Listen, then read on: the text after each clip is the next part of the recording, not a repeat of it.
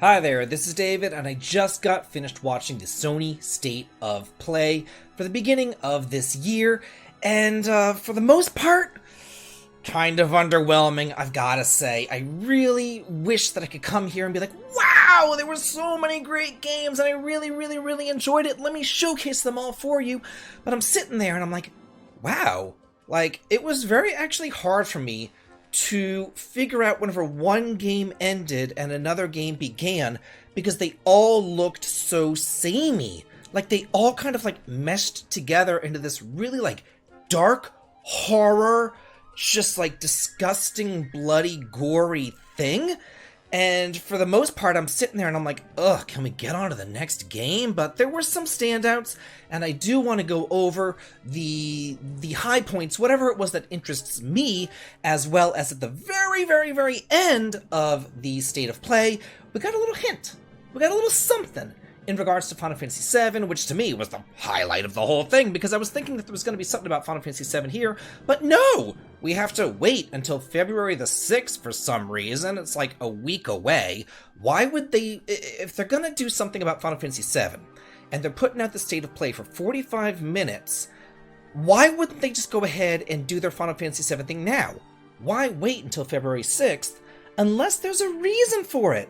Unless there's a demo coming out on February the 6th. Yeah, I think that that's what's going to be happening, y'all. I can't think of any other reason as to why they wouldn't just put their Final Fantasy VII stuff into this State of Play. Why are they having their own one, just a scant week later? It just is odd to me. So my prediction, demo, Final Fantasy VII Rebirth, February 6th, after their little State of Play. That's my prediction. But now, let me go into all the other games that they talked about during the State of Play. I've got to also say, as far as, like, people's wallets are concerned right now, brace yourself, because every single game was like, oh, hey, by the way, this game's releasing tomorrow! Like, like, it just seems like everything is, like, really front-loaded. I think that the latest release that we got was, like, something in April.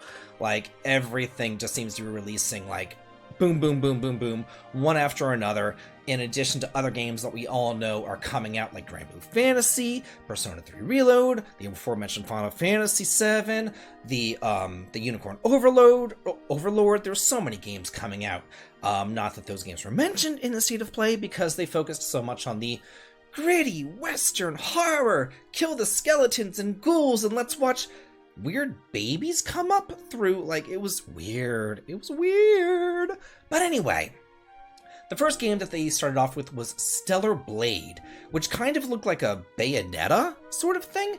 It was like little green girl goes around doing little green girl things and killing people and slicing them up with her little sword or whatever. It was an action RPG sort of thing. It does look like Sony's answer again to Bayonetta as well. That's coming out on April the 26th. I want to say that's like the latest release date that we saw, except that after that they did move into what I thought at first was a 2D Sonic, and I was like, whoa, 2D Sonic? I would like that. Like, that's something that I can totally get behind. I do enjoy that. But then it showed some 3D portions, and I think what it is, it's like whenever you're controlling Sonic, you're going to be 2D, but if you control Shadow, it's going to be 3D. That was that was what I thought, at least from what I saw in the trailer of Sonic Shadow Generations coming out fall of 2024. And whenever I saw that Sonic thing, it really made me think about the Nintendo Directs that we see, where they have a clear delineation between which game that they're talking about and the next game. Whereas this, again, everything seemed to mesh together. Everything looked the same. Nothing looked different, again, except for Sonic. Sonic was the lone standout that looked different from everything else. But anyway, the next game that kind of caught my eye was called Rising. It's coming out sometime in 2024, and it kind of looked like Diablo. And it kind of also, at first I was looking at it, and I was like, is that Alucard? Like, is this Castlevania? Are we controlling Dracula or something? And then it started doing like some crafting stuff, and then it did some action RPG combat, had kind of this isometric viewpoint, so I can kind of see like Castlevania meets Diablo, just a crafting action RPG thing. It looks kind of interesting, at least. Then they segued into their PlayStation Virtual Reality, which I don't frickin' care. But they did mention an action RPG that some of y'all might care about called Legendary Tales, which is coming out on February the 8th. And it was literally called, it was subtitled, an action RPG. And I'm like, okay, as if we didn't already know. But, like, it looked janky.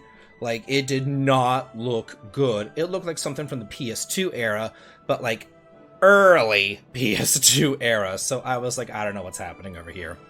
It then went into some Dragon's Dogma 2, which is coming out again on March the 22nd, and the entire time as I'm looking at this and I'm watching it, and I keep on seeing it, I just kept on thinking, I wish this was Breath of Fire! Like, why isn't this Breath of Fire? I see cat people, I see dog people, I see everything that Breath of Fire is, but I see this action-based combat, and I wish that it was turn-based. By the way, every single game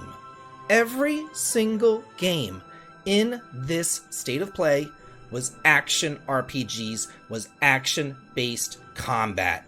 There was not a single turn-based game in this entire state of play. And I'm sitting there and I'm waiting and I'm like, can there be something different?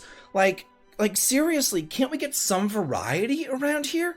So I was just very shocked, and it was not a good realization that, like, wow, where are the turn-based RPGs? Why does everything have to go into action combat? I can deal with an action RPG. I like action RPGs, but again, I just want something different, and I like turn-based RPGs. Turn-based RPGs are my favorite. That's where I can really stop and think and strategize. And a lot of the times in an action RPG, it ends up, you know, delving down into button mashing or using that one super powerful skill that you know will kill everything, rather than actually using some strategy. So that was kind of upsetting to me. Another game that looked neat to me is called Rise of the Ronin. This is coming out on March the 22nd, and it's taking place in the Bakumatsu Japanese time period, which is around the 1850s or so. And again, action RPG, it looks like something like Nioh, but if it is something like Nioh, it's going to have that unforgiving difficulty that we all know and love, that Souls-like thing going on. So, another game that I thought, oh, maybe this might be cool, because I saw him doing like an Ease 9 sort of thing. He's like gliding over the buildings, using like a grappling hook and some stealth techniques and killing the enemies and all that.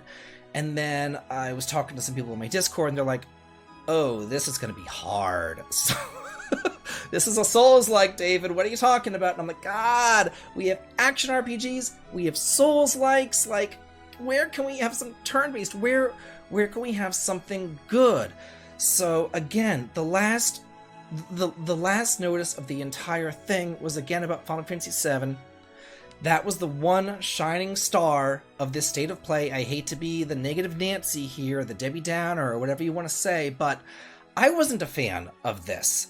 At least if I'm watching a Nintendo Direct and they're doing like their mainline games, I know that I can get into their mainline games. Their Marios, their Kirbys, their Zeldas, their Metroids, that stuff that I grew up on back on the NES. I know those games. I can get into those games. I have a history with those games, and I'll be able to play them. But these other ones that on these Sony state of plays, maybe I'm just like an old fogey. Maybe I'm just like yelling at the clouds, get off my lawn, but they all look the same. They were all action-based games. There was no variety. There was no nothing. There was a lot of horror. A lot of blood, gore, creepy, weirdo horror. I'm not into that. I like bright, cheery, playful things. The world is scary enough without having to have that in your video games too, in your pastimes. That's just me.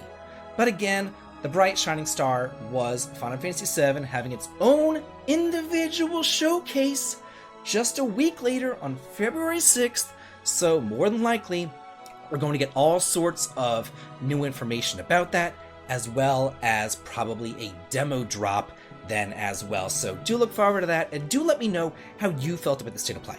Am I just completely out of touch here? Did everybody else think it was wonderful and they're like shouting from the rooftops? Is it just me who was like, wow, You know, I don't know. I don't know. Maybe I'm just getting old. Could be. But yeah, let me know how y'all feel about the state of play. Let me know if there's any games out there that you'll be getting. And as always, have a good day.